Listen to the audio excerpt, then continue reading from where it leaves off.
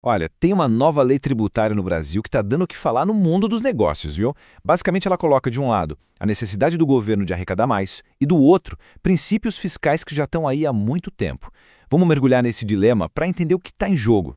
Certo, vamos direto ao ponto. Qual é o impacto imediato disso tudo? Para um monte de empresa de serviço, a alíquota de presunção do lucro simplesmente pulou de 32% para 35,2%. Isso para quem fatura acima de 5 milhões de reais. Parece pouco, né? Só que essa mudança, que no papel parece pequena, na prática representa um aumento bem considerável nos impostos. Para a gente conseguir entender essa confusão toda, a gente vai passar por 5 pontos bem rapidinho. Primeiro, vamos ver que lei é essa. Depois, qual é o ponto central da polêmica. A gente vai olhar os argumentos contra essa mudança, como a briga foi parar na justiça e, no final, o que tudo isso significa para as empresas na prática. Bom, vamos lá para a nossa primeira parte. Tudo isso começou lá no final de 2025 com a aprovação da Lei Complementar 224. Oficialmente, o objetivo do governo era um só: diminuir o que eles chamam de gastos tributários, que, trocando em miúdos, são aqueles incentivos e benefícios fiscais que acabam reduzindo o que o governo arrecada. E aqui está o pulo do gato, o ponto principal. A lei mira especificamente nas empresas que estão no regime do lucro presumido. E o que ela faz? Aumenta o imposto para essas empresas a partir do momento em que o faturamento anual delas passa da marca de 5 milhões de reais. E é aí que a gente chega no centro de toda a discussão, sabe? A pergunta de US$ 1 milhão que está movendo essa briga jurídica toda é, afinal, o lucro presumido é só um jeito de calcular imposto ou é um benefício fiscal? Certo. Antes de mais nada, vamos deixar claro o que é o tal do lucro presumido. A melhor forma de pensar nisso é: imagina uma corrida de táxi. Em vez de pagar pelo taxímetro, que mede a distância exata, você combina um preço fixo com o motorista antes de sair. É isso. É só um jeito diferente de calcular o valor, não quer dizer que é um desconto.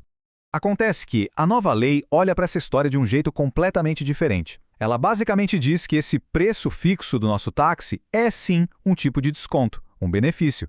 E se é um benefício, então ele pode ser diminuído. É exatamente nesse ponto que toda a controvérsia começa. E essa distinção aqui é a chave de tudo. Pensa assim: de um lado a gente tem o método de apuração. É só uma forma alternativa de fazer a conta do imposto. Inclusive, dependendo do lucro real da empresa, ela pode até acabar pagando mais imposto com esse método. Agora, do outro lado a gente tem o benefício fiscal. Aí sim, é uma redução de imposto de propósito para incentivar algum setor ou atividade. O problema é que a nova lei simplesmente embaralha esses dois conceitos. E é justamente com base nessa diferença fundamental que começaram a surgir os argumentos técnicos e jurídicos contra a mudança.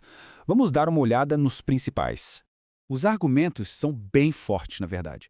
O principal é que o próprio Código Tributário Nacional, que é a lei mãe de todos os tributos, já deixa claro no artigo 44 que o lucro presumido é um método de apuração, ponto final, não é um benefício.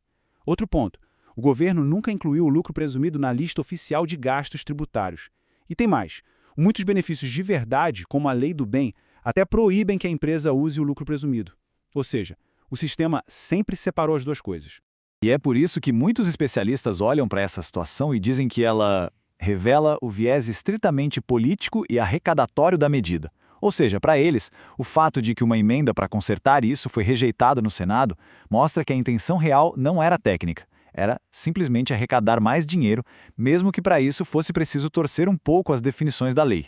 E não para por aí. A forma como a lei foi implementada criou o que estão chamando de armadilha trimestral. Eles pegaram o limite anual de 5 milhões e dividiram por 4, dando 1.250.000 por trimestre. Isso acaba punindo muito quem tem negócio sazonal. Imagina uma empresa que fatura muito no Natal. Ela pode estourar o limite do último trimestre e pagar o imposto maior, mesmo que no acumulado do ano ela não tenha passado dos 5 milhões.